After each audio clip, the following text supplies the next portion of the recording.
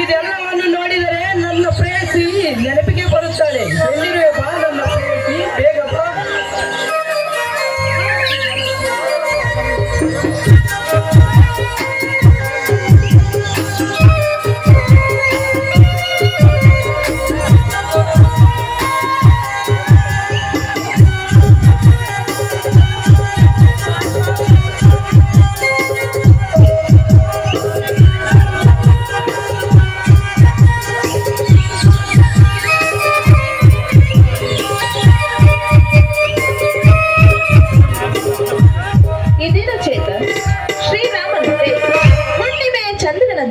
ಕಾಣಿಸ್ತಾ ಇದೆಯಲ್ಲ, ನೀನೇನು ಕಡಿಮೆ ಪ್ರಿಯೆ.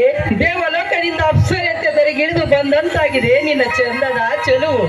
ನಿನಗುವ ಚಂದಿರನಂತಿರುವ ನಿನ್ನ ದುಂಡನೆಯ ಮುಖ, ತಿದ್ದಿ ತೀಡಿವಂತಿರುವ ನಿನ್ನ ಕಣ್ಣಿನ ಮೇಲಿರುವ ಹೂಪು, ಚಿಟ್ಟೆಯಂತಿರುವ ನಿನ್ನ ಕಣ್ಣಿನ ನೋಟದ ನಯನ ನಗು, ಮಾವಿನ ತೋಟದಲ್ಲಿ ಮುಂಗುರುಳು ಹಾರಾಡಿ ಹೇಳುತ್ತಿದೆ ನೀನೇ ರೂಪವತಿ ಎಂದು. ಸಾಕು ಮಾಡಿ ಚೇತನ್, ಯಾವಾಗಲೂ ನೋಡಿದರು ನನ್ನ ನೋವು ವರ್ಣಿಸ್ತಲೇ ಇರ್ತಾ ಇಲ್ಲಲ್ಲ. ಇದೇ ರೀತಿ ನೀವು ಕಾಲ ಕಳೀತೀರೇನು? ಪ್ರಿಯೇ, ಸೂರ್ಯನ ಕಿರಣದ ಮೇಲೆ ನಾವು ಇಬ್ಬರು ಕಾಮನ ಬಿಲ್ಲಾಗೋಣ. ಚಂದಿರನ ಬೆಳಕಿನ ಮೇಲೆ ನಾವು ಇಬ್ಬರು ತಾರೆಗಳಾಗಿ ಮಿನುಗೋಣ.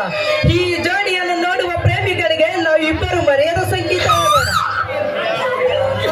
ಪ್ರಿಯ, ಪ್ರೀತಿಸುವ ಮನಸ್ಸಿಗೆ ಕವನಗಳ ಸಾಲೆ ಸಾಕ್ಷಿಯಾಗಿದೆ ಅಲ್ಲದೆ? ಓ ನನ್ನಲ್ಲೇ ಕರುಣೆಗೆ, ಕಣ್ಣೆಗೆ, ಕೋಮಲತೆಗೆ, ಕಾವೇರಿ ತೀರದ ಕನಸಿನ ಕಣ್ಣಿಗೆ, ಪ್ರೇಮದ ಚುಂಬನ ತೋರುವ ನನ್ನ ನಲ್ಲೆಗೆ, ಸೌಂದರ್ಯ ಹೊತ್ತಂತ ಒದರ ದೇವತೆಗೆ ನನ್ನ ಪ್ರೀತಿಯನ್ನು ನೀಡುವೆ ಸದಾ ಉಡುಗೊರೆಯಾಗಿ. ಚೇತನ್, ಹಾಗಾದರೆ ನೀನು ಯಾವಾಗಲೂ ನನ್ನನ್ನು ಇದೇ ರೀತಿ ಪ್ರೀತಿಸುವೆಯಾ?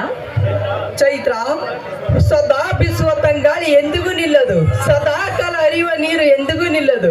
ಒಂದು ವೇಳೆ ಈ ಗಾಳಿಯೇ ನಿಂತರೂ, ಸದಾ ಕಾಲ ಹರಿಯುವ ನದಿಯೇ ನಿಂತರೂ, ನಾನು ನಿನ್ನ ಮೇಲಿನ ತನುವಿನ ಉಸಿರಿನವರೆಗೂ ನಾನೇ ಸತ್ತರು, ನನ್ನ ಆತ್ಮದಲ್ಲಿರುವ ನಿನ್ನ ಮೇಲಿನ ಪ್ರೀತಿ ಮಾತ್ರ ಶಾಶ್ವತವಾಗಿರುತ್ತದೆ. ಚೇತನ್, ನನ್ನ ಜನ್ಮ ಸಾರ್ಥಕವಾಯಿತು. ಕೊನೆಯವರೆಗೂ ನೀನು ನನ್ನ ಪ್ರೇತಮವಾಗಬೇಕೆಂದು ನಾನು ಕೂಡ ದೇವರಲ್ಲಿ ಬೇಡಿಕೊಳ್ಳುತ್ತೇನೆ. ಚೈತ್ರ, ಒಂದು ಸುಂದರವಾದ ಹೂವರಳಲು ನೇಸರ ಮುಖ್ಯ. ನನ್ನ ಬರುಡಾದ ಬಾಳಿಗೆ ಬೆಳಕಾಗಿ ಬರಲು ನನ್ನ ಜ್ಯೋತಿ ನಿನಗೆ ಪ್ರೀತಿ ಮುಖ್ಯ. ಅದರಂತೆ ವಿಜ್ಞಾನವನದ ಸುಂದರ ಪರಿಸರ ವಸಂತ ಮಾಸದಲ್ಲಿ ಸಿಗಿರಿದ ಮರ ಗಿಡಗಳಲ್ಲಿ ಹರಳುವ ಹೂವಿನ ಮಕರಂದದ ತುಂಬಿಗೆ ಹೇಗೆ ಆಗಬಾರದು? ನನ್ನ ಮನಗೆದ್ದ ರಾಜ, ಹಾಡು ಎಂದರೆ ಹಾಡದಿರುವುದೇ. ಆದರೆ ನಿನ್ನ ಆಸೆಯಂತೆ ಹಾಡುತ್ತೇನೆ.